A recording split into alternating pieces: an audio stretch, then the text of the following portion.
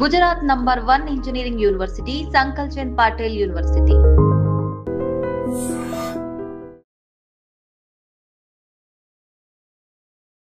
నేను మాట్లాడేది ప్రముఖ డాన్సర్, ఫోక్ డాన్సర్గా ప్రసిద్ధి చెందినటువంటి జాను లిరి ఎప్పుడైతే ఒక ఫోక్ డాన్సర్ స్థాయి నుంచి డి టైటిల్ విన్నర్ అయిందో, తన జర్నీ, తను ఎంత హార్డ్షిప్స్ చూసింది, లైఫ్లో ఎన్ని ఛాలెంజెస్, స్ట్రగుల్స్ ఫేస్ చేసి ఆ పొజిషన్కి వెళ్ళింది. ఒక విన్నర్ అవ్వడం ఒక రియాలిటీ డాన్స్ షోలో it's not an easy thing.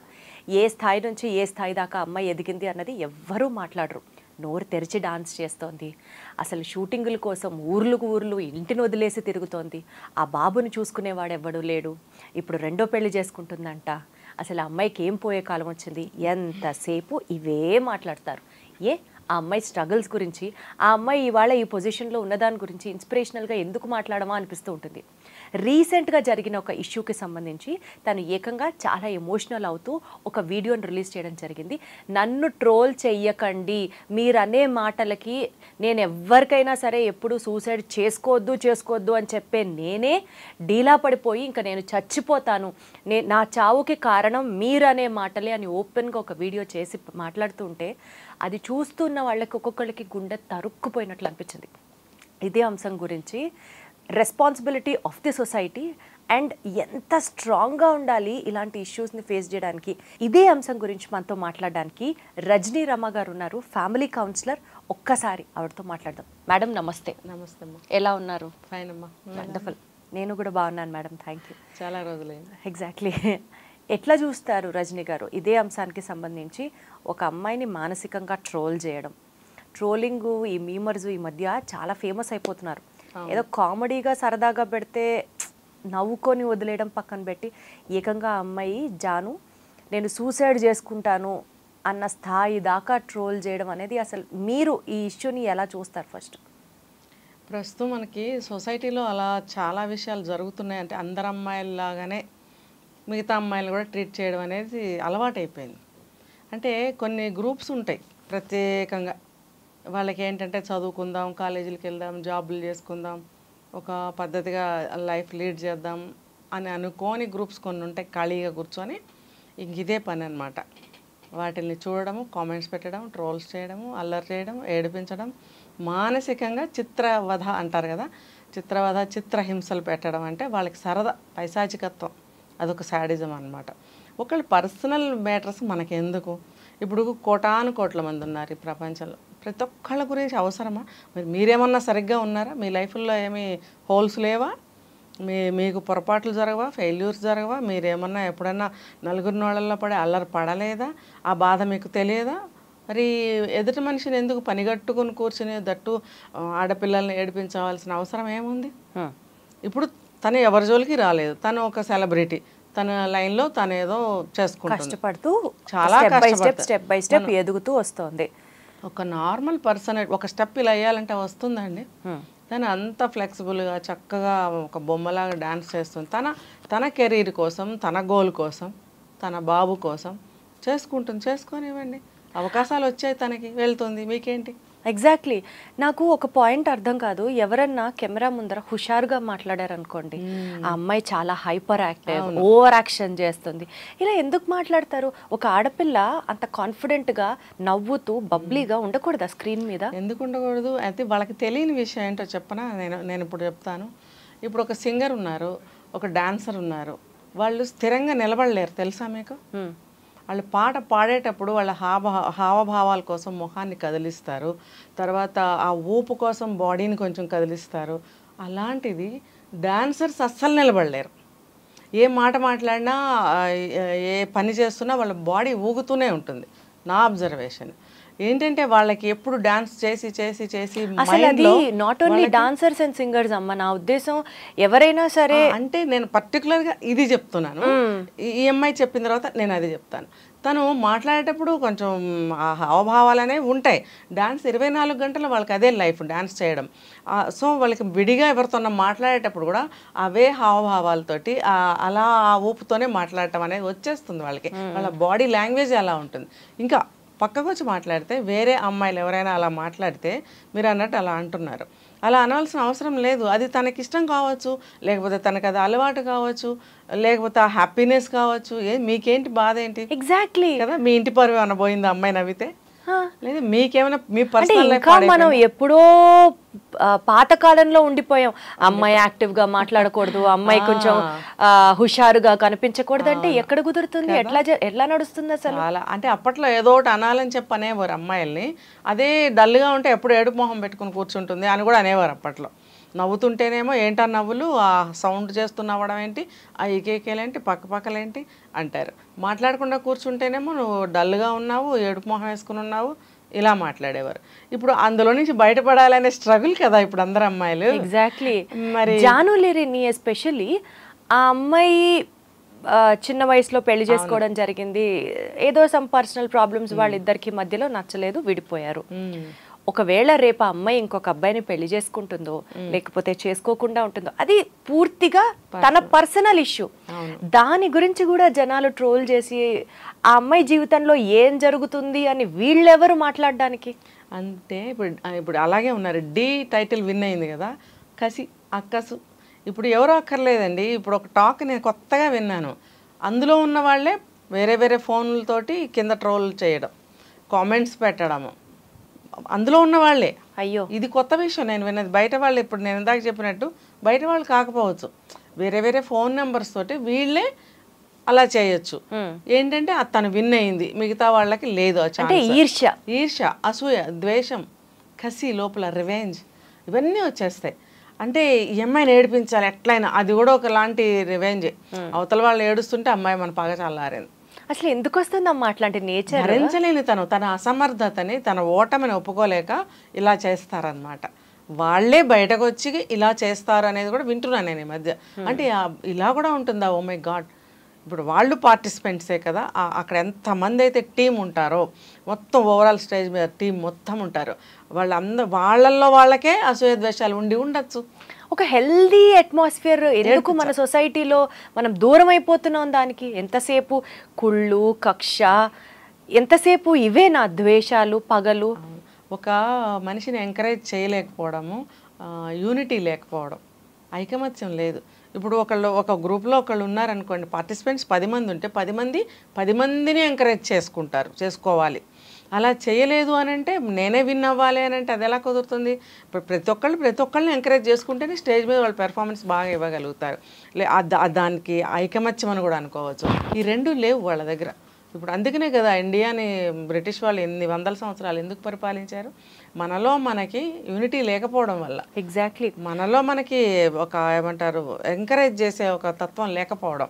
యాక్చువల్గా ఇవాళ జరిగిన ఈ అంశం జానుకు సంబంధించి కాబట్టి మనం అమ్మాయి పేరు పెట్టుకొని మాట్లాడుతున్నాం. సమాజంలో ఆడపిల్లలకి ఇలాంటివి బోలెడు, లేకపోతే బయటికి మీడియా ముందుకు రాలేని ఎన్నో ట్రోలింగ్ స్టోరీస్ కి బాధపడి బలైన వాళ్ళు చాలా చాలా మంది ఉన్నారు. సెలబ్రిటీలే అవ్వక్కర్లేదు. ఏమనుకోపోతే మీకు లేరా నాకు లేరా బయట? ఎగ్జాక్ట్లీ. ఎవరినో గురించి మాట్లాడుకోవాల్సిన అవసరం లేదు. అంతే. ప్రతి మనిషి వెనకాల పైకి నవ్వుతారు, లోపల అన్ని భావాలు ఉంటాయి. వేరే వేరే వాళ్ళతో కలిసి ఆ రకమైనటువంటి కామెంట్స్ కూడా చేస్తారు ప్రతి వాళ్ళు. ఎందుకంటే అసూయ అండి, కేవలం అసూయ. మనకి లేనిది వాళ్ళకు ఉన్నది, వాళ్ళకి అవన్నీ ఉన్నాయి కాబట్టి భరించలేని తను. అంతేగాని ఎంకరేజ్ చేద్దాం. మనలో అంతమంది ఉంటారు, అంతమందిలో 2-3 పైకి వస్తారు, 2-3కి అవకాశాలు వస్తాయి, 2-3కి ఆ టాలెంట్స్ ఉంటాయి. వాళ్ళకి ఆ స్థాయికి వెళ్ళడానికి ప్రయత్నం చేయాలి. దాని వెనక ఎంత స్ట్రగుల్, ఎంత కష్టం ఉంటుందండి. ఇవాళ నిన్న వచ్చేసి ఇక్కడ కూర్చుండిపోతామా? మనం అంటే మనం కాదు, ఎవరైనా సరే ఒక ప్లేస్. ఇప్పుడు డి విన్ అయింది ఆమె, ఇప్పటికిప్పుడు అయిపోయిందా? తను చిన్నప్పటి నుంచి ఎంత కష్టపడితే ఈ రోజున సాధించింది. బహుశా ఆమె కెరీర్కి ఏదైనా అడ్డం వచ్చి ఉండొచ్చు కాక, మ్యారిటల్ లైఫ్, వాళ్ళిద్దరికి అభిప్రాయ భేదాలు వచ్చి ఉండొచ్చు, కుదరకపోవచ్చు, ఏదో సంథింగ్ మనకు అనవసరం. ఇప్పుడు వాళ్ళిద్దరికి అభిప్రాయ భేదాలు వచ్చి ఉండవచ్చు, వాళ్ళిద్దరికి కుదరలేదు మీరు అన్నట్లు విడిపోయి ఉండొచ్చు, మనకు అనవసరం. రేపు అమ్మాయి ఇంకొక అబ్బాయిని పెళ్లి చేసుకున్నా కూడా మనకేంటి నష్టం? ఇప్పుడు ఎంతమంది చేసుకోవట్లేదు? 2 పెళ్ళిళ్ళు, 3 పెళ్ళిళ్ళు, 5 పెళ్ళిళ్ళు అవసరమా వీళ్ళకి? ఏం లేదు, జస్ట్ టైం పాస్. నేను చెప్పినట్టు అది కూడా ఒక రీజన్. వాళ్ళల్లో వాళ్ళే భరించలేక ఈ రకంగా అమ్మాయిని బయటకు లాగడం, ఏడిపించడం. ఇప్పుడు పెద్ద గొప్ప నువ్వు సాధించావు. ధైర్యంగా సొసైటీకి, మహిళలకి ఎస్పెషల్లీ మీరు ఒక పాయింట్ చెప్పండి. నిజంగా ఆ అమ్మాయికి ఫస్ట్ మ్యారేజ్ వర్కౌట్ అవ్వలేదు, అన్ఫార్చునేట్లీ దురదృష్టవశాత్తు వర్కౌట్ అవ్వలేదు. ఏ అమ్మాయి రెండో పెళ్లి చేసుకోకూడదా? ఎందుకు చేసుకోకూడదు? ఎంతమంది చేసుకోవట్లేదండి. అది వాళ్ళకి సెట్ అయ్యి, ఇప్పుడు నేను చాలా వీడియోల్లో చెప్పాను, ఫస్ట్ హస్బెండ్తో కానీ వైఫ్తో కానీ సెట్ అవ్వనప్పుడు, అడ్జస్ట్ అవ్వలేనప్పుడు సెకండ్ వాళ్ళ దగ్గర అడ్జస్ట్ అవ్వగలుగుతారా అనేది ఒక క్వశ్చన్ ఉండింది.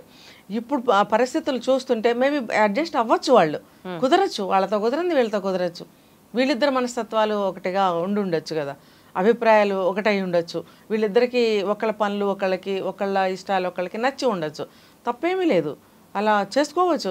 ఎందుకు చేసుకోకూడదు? మనం ఎవరో చేసుకోవచ్చు చేసుకోకూడదని మనం చెప్పేవరకు ఎవరు ఆగుతున్నారు?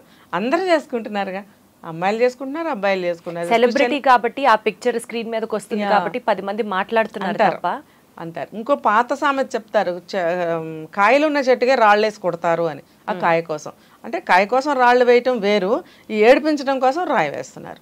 నేను ఒకటే ప్రశ్న వేస్తాను, ఒకటి ఏంటంటే, ఏ తప్పు చెయ్యని వాళ్ళు ముందు రాయి విసరండి. ఈ ప్రపంచంలో తప్పు చేయని జీవి ఉందా?